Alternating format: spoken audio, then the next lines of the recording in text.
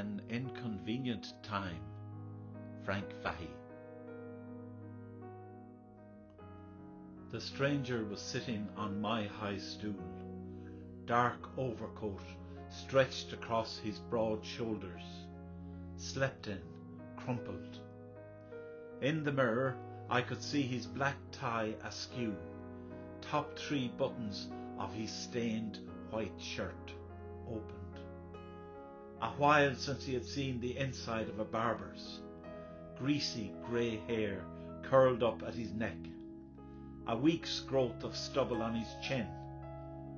Unpleasant odours mingled with the smell of stale beer. Elbows anchored to the counter. 2 hands clutching at his beer glass as though it could warm him. Hunched over, despondent. I could barely make out his features, but I recognised in his pained face that unmistakable hangdog look of a condemned man. I had seen that look before, every morning when I shaved. I ordered whiskey, neat, and thought about walking away.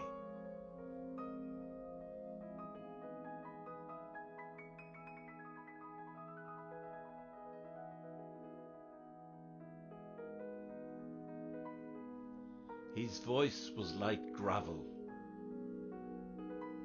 A split second changes everything, he said.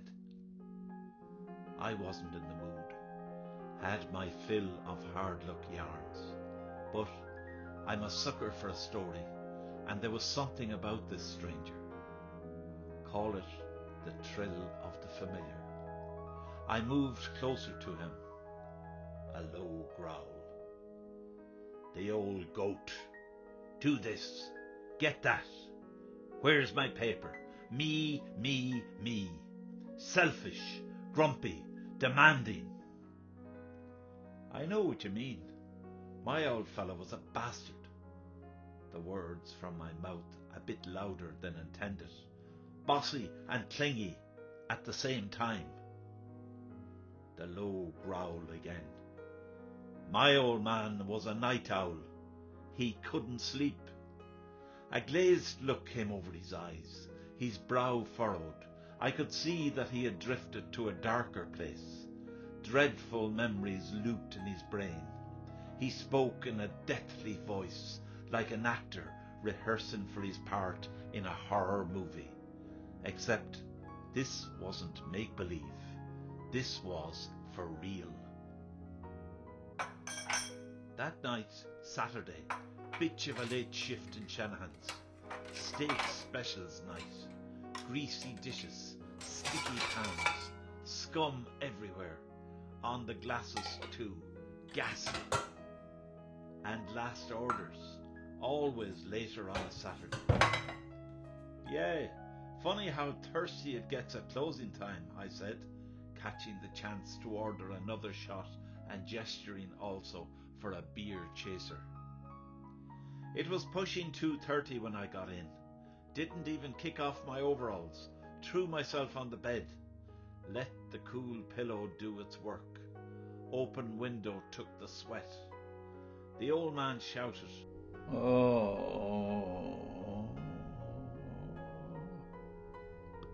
Moaned, a low call from the next room. I groaned, "Not your night, Dad. Not tonight. Jesus, give me one straight sleep, without the piss pot, without the cup of tea." Anyway, he was quiet again, and I eased myself or tumbled into a deep sleep. In the morning, cold as ice, face down, hands stretched out, like a cross. A crucifix, I said. Like a crucifix, yeah. Right leg splayed out from underneath the sheet, almost tipping the floor.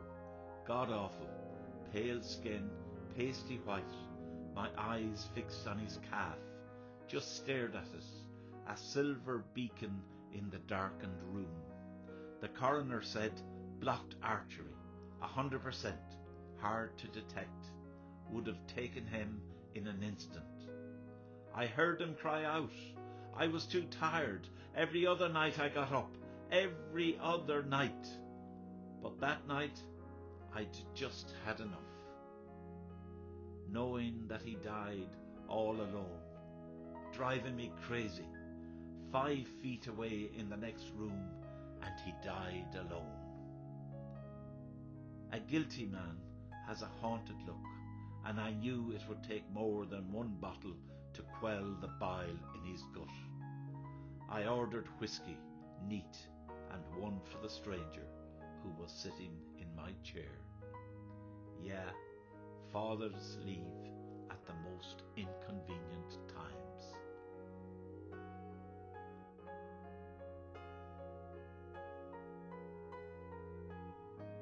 I didn't catch that, Frankie, the bartender said. 2 whiskies, I repeated. He looked me in the eye.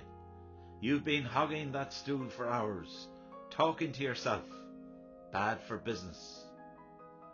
He scooped up my empty glass and began to wipe the counter. Without argument, I buttoned up my shirt, straightened my tie, and turned up the collar of my funeral coat to cover my neck. I dragged myself from the stool, staggered to the door. The night air was cool. Saturday night. Steak specials night. Should have gone to work. Scouring pans, scrubbing grease. Keeps your mind off things.